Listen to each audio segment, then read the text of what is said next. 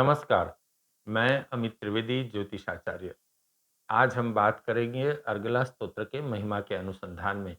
अर्गला स्तोत्र बहुत महत्वपूर्ण है, बहुत चमत्कारी है और अवश्य फलदायी अर्गला स्तोत्र है।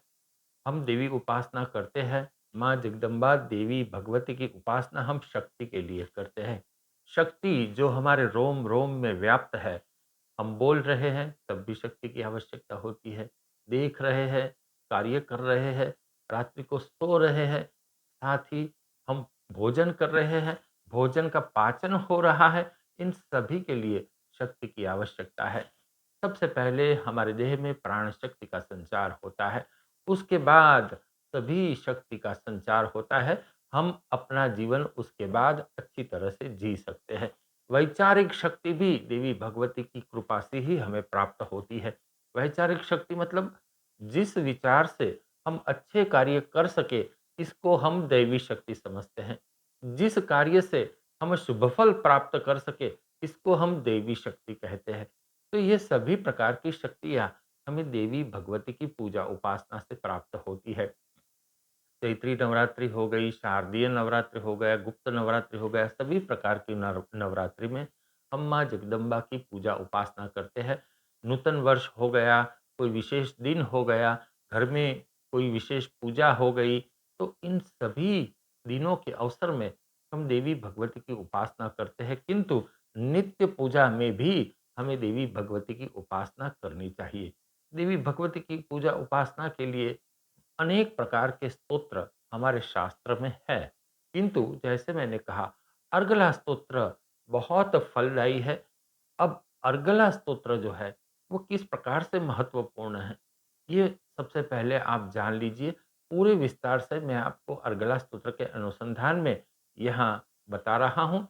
मैं आपसे अनुरोध करूँगा, कृपया इस चैनल को सब्सक्राइब कीजिए, शेयर कीजिए, लाइक कीजिए और आपकी जिस देवी में श्रद्धा है, उस देवी का जयकारा भी लिख दीजिए। हम सब पर माँ जगदम्बा का आशीर्वाद बना रहेगा। चलिए आगे बढ़ते हैं। अर्गला स्तोत्र का सबसे पहले अर्थ जान लीजिए। अर्गला स्तोत्र को आप समझेंगे तो आप मन से अर्गला स्तोत्र के साथ जुड़ जाएंगे, देवी की उपासना के साथ जुड़ जाएंगे। यदि मैं कहूँगा कि अर्गला स्तोत्र बहुत चमत्कारी है, आप नित्य करना शुरू कीजिए, तो इतना लगाव आपको नहीं होगा। आप इसका महिमा जानेंगे, तब मन से उनके साथ जुड़ सकेंगे और तभी अर्गला स्तोत्र का आपको लाभ प्राप्त होगा, देवी की कृपा प्राप्त होगी। अर्गल अर्थात प्रतिबंध को नाश करने वाला। अर्गला स्तोत्र में जो अर्गल शब्द है, वह प्रतिबंध को नाश करने वाला, इसका अर्थ ये होता है। अब प्रतिबंध किसको कहते हैं? प्रतिबंध को समझ लीजिए। प्रतिबंध मतलब हमारे कार्य के आगे, शुभ फल की प्राप्ति के आगे जिस प्रकार की बाधाएँ आती है, कुछ बाधाओं को हम संज्ञान में ले सकते हैं, कुछ बाधा अज्ञात होती है, जिसको हम देख भी नहीं सकते, यानी कि आसुरी ऊर्जा, नकारात्मक शक्ति, उनको हम देख नहीं सकते, किंतु इसके प्रभाव से हम प्रभावित हो जाते हैं।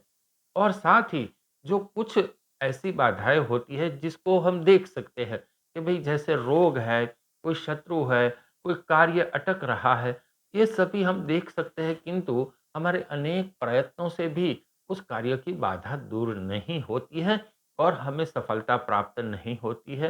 रोग में भी आप देख लो, कई लोग सालों से इलाज कराए जा रहे हैं, लेकिन उनको आरोग्य की प्राप्ति नहीं होती, वो पीड़ित होते रहते हैं। ऐसा ही धन के मामले में होता है, ऐसा ही सामाजिक संबंधों में होता है, ऐसा ही सफलता के अनुसंधान में होता है।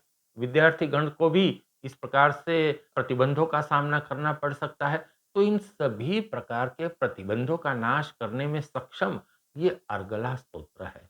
अर्गला स्तोत्र का अर्थ मैंने बताया, अर्गल का है प्रतिबंधों को नाश करने वाला। ये स्तोत्र के ऋषि विष्णु हैं, महालक्ष्मी देवता है, अनुष्टुप छंद है और दुर्गा सप्तशती का अंग रूप यह स्तोत्र है।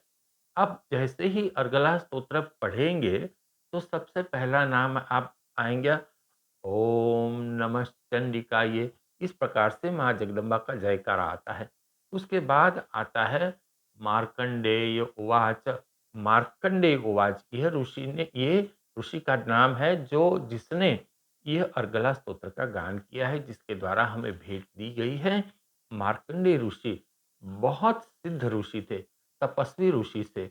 मार्कंडेय ऋषि ने शिव जी की बहुत कठिन उपासना की थी। अब उसमें ऐसा था कि मार्कंडेय ऋषि का आयुष्य बहुत कम था, तो उन्होंने शिव जी की बहुत पूजा उपासना की। और एक समय जब मार्कंडेय ऋषि शिव जी के मंदिर में बैठकर पूजा उपासना कर रहे थे, उसी समय जब उनकी आयुष्य की अवधि पूर्ण हो रही थी, तो यमराज आए और मार्कंडेय ऋषि एकदम से शिवलिंग को लिपट गए। अब तभी शिव जी प्रसन्न हुए और उनकी आयुष्य की डोरी लंबी हो गई। माता जगदम्बा की भी उन पर असीम कृपा है। देवी भागवत में भी मार्कंडेय ऋषि का उल्लेख अच्छी तरह से है। मार्कंडेय ऋषि ने माता जगदम्बा देवी भगवती की शक्ति को पहचाना और उस शक्ति को उन्होंने मनुष्य से अवगत भी कराया कि देखिए इस प्रकार से अपार शक्ति है, इस प्रकार से हमें फल भी प्राप्त हो सकता है।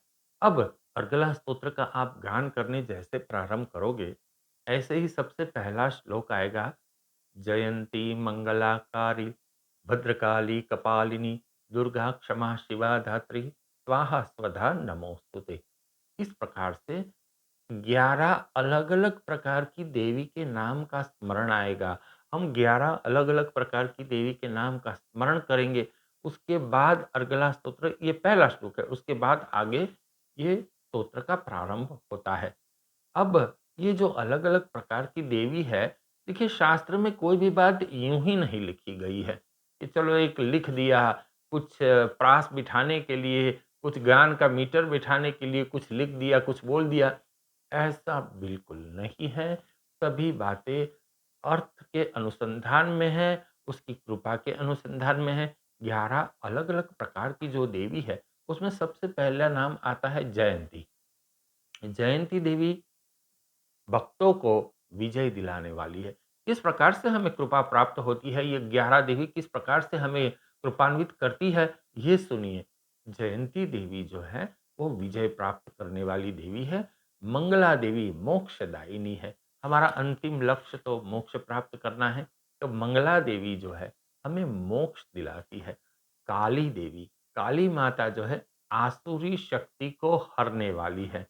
ऐसी आसुरी नकारात्मक शक्ति जिसके सामने हम बिल्कुल निर्बल पुरवार होते हैं।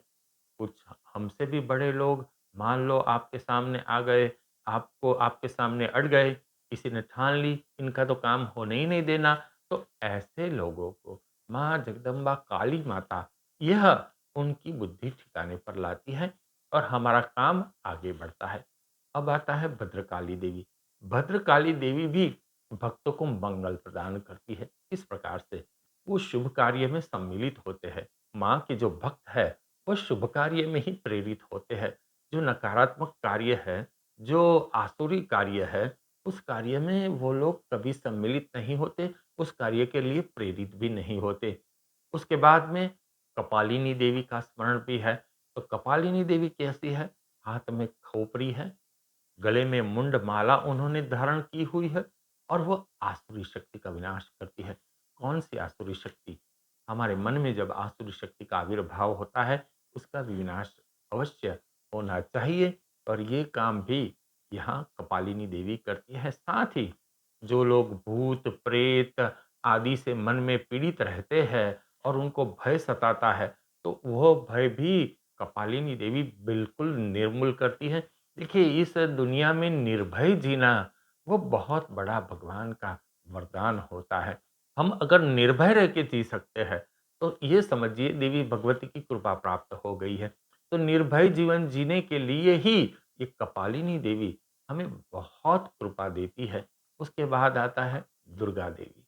दुर्गा देवी अष्टांग योग, कर्म द्वारा शुद्ध उपासना यह प्रदान करने वाली देवी है। शुद्ध उपासना प्रदान करने वाली देवी है। सोचिए, शुद्ध उपासना मतलब बहुत बड़ी बात हो गई।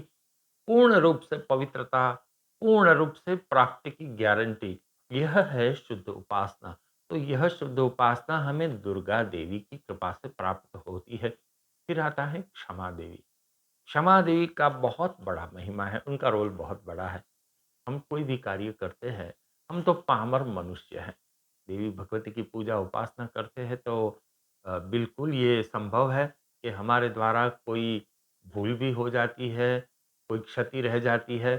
समाज जीवन में भी हम जीते हैं, तो बिल्कुल यहाँ संभव है कि हमारे द्वारा अनेकों भूल भी हुई होगी, क्षति भी हुई होगी। तो ये सभी क्षति को क्षमा करती है यह क्षमा देवी, इतना याद रखिए।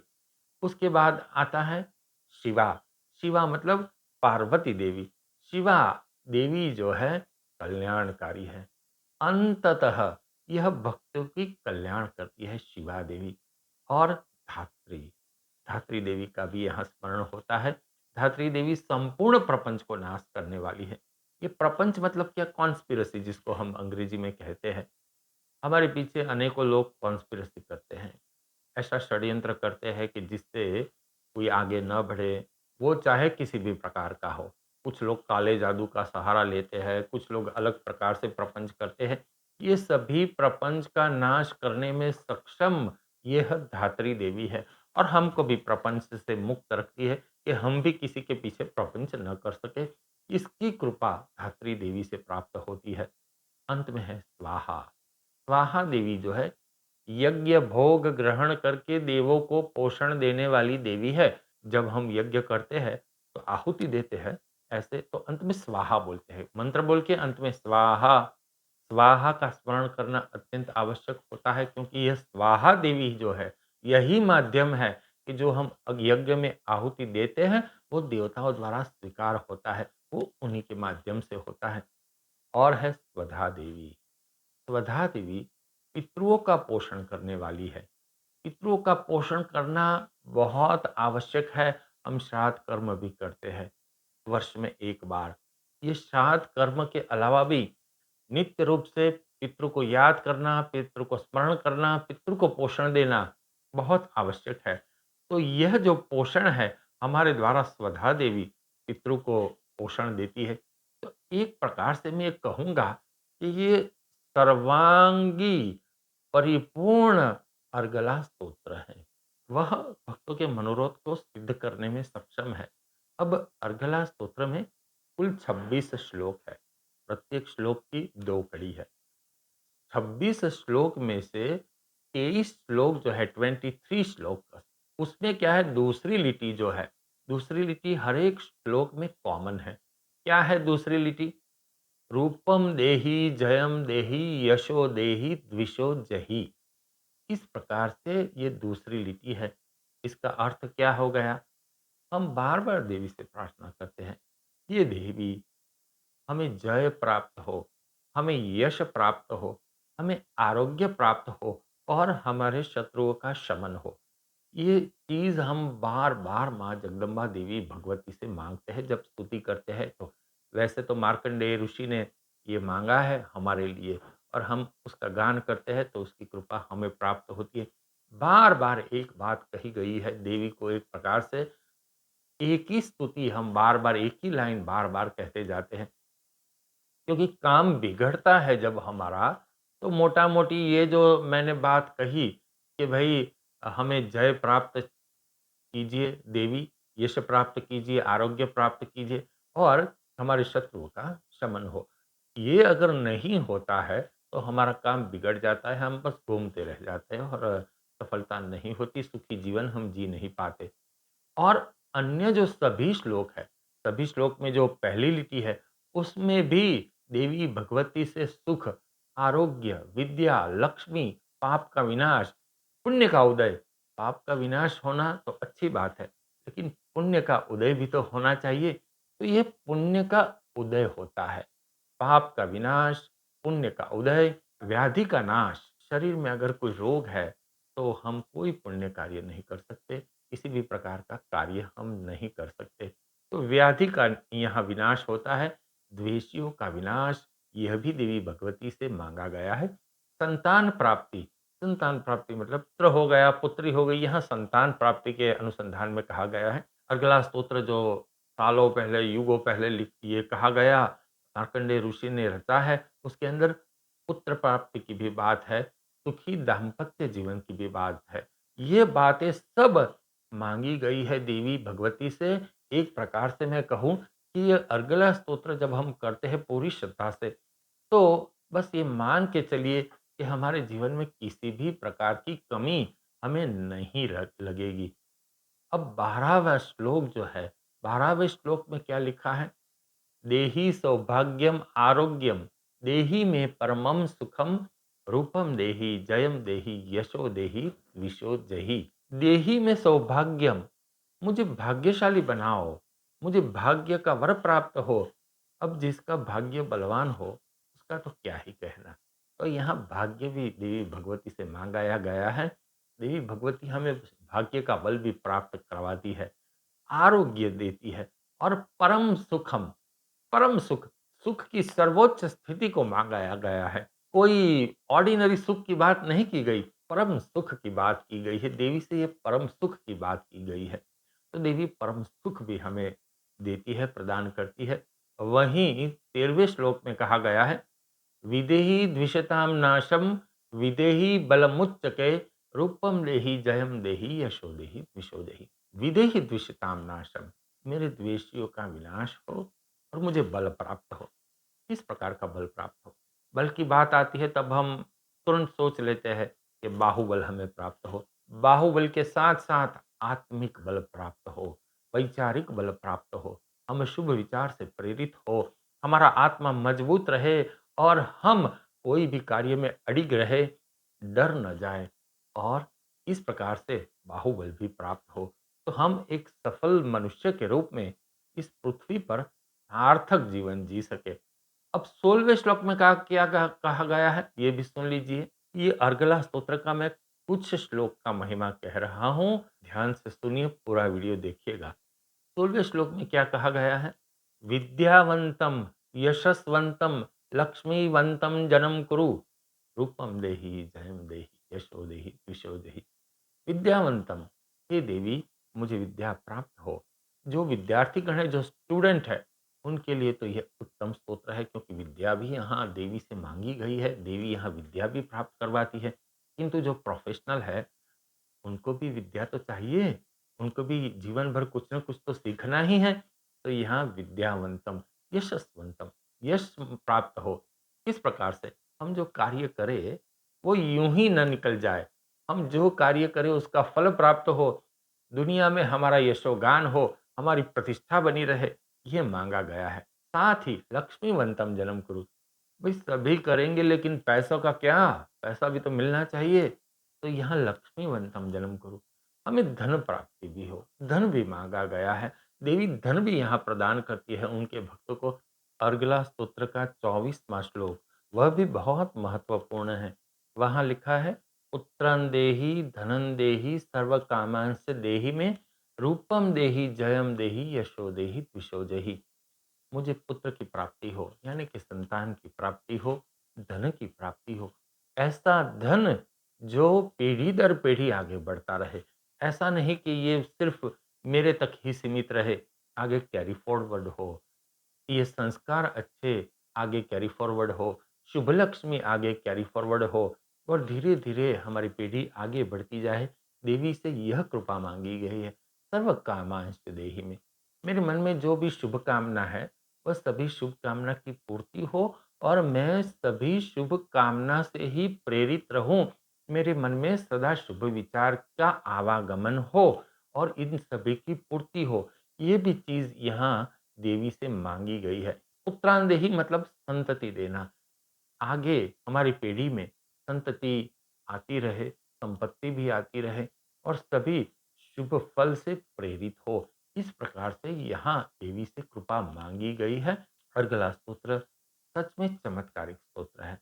यहाँ मैं पुनः आपको याद दिलाना चाहता हूँ कि ये जो स्तोत्र है, मार्कंडेय उवाच, पहले ही इस प्रकार की बात आती है। मार्कंडेय उवाच मतलब मार्कंडेय ऋषि ये बोल रहे हैं। ये उनके द्वारा ये रचा गया एक प्रकार से स्तोत्र है। उनके देवी माँ भगवती की उनके ऊपर असीम कृपा से हमें ये स्तोत्र की प्राप्ति हुई है। मनुष्य जीव के उद्धार के लिए अर्गला स्तोत्र की प्राप्ति हुई है। आपने ये वीडियो पूरा सुना है। अब मैं आपसे विनती करता हूँ, अब देर मत कीजिए। नित्य अर्गला स्तोत्र का गान प्रारंभ कर दीजिए और 1 महीने बाद आप इसका फल देखेंगे। आप कुछ अपने जीवन में बदलाव अवश्य देखेंगे। 1 महीने बाद मुझे अवश्य मैसेज करना। मेरा व्हाट्सएप नंबर यहाँ नीचे लिखा हुआ है। अन्य कोई भी दुविधा है तो भी आप मुझे मैसेज कर सकते हैं, कॉल्स कर सकते हैं। मैं यहाँ आपसे पुनः अनुरोध करूँगा, मेरी इस चैनल को सब्सक्राइब अवश्य कीजिए, शेयर कीजिए, लाइक कीजिए और आपके लिए मेरे पास एक समाचार भी है। आपके स्क्रीन के ऊपर इस प्रकार से आपको एक जॉइन का बटन दिख रहा होगा। इस जॉइन के बटन के ऊपर आप क्लिक कीजिए और जॉइन हो जाइए। आपके जॉइन होते ही आपको मेरे द्वारा कुछ शुभ सेवाएँ प्राप्त होने लगेगी। जैसे कि महत्वपूर्ण दिन की जानकारी, शुभ योगों के अनुसंधान में मैं जानकारी दूँगा।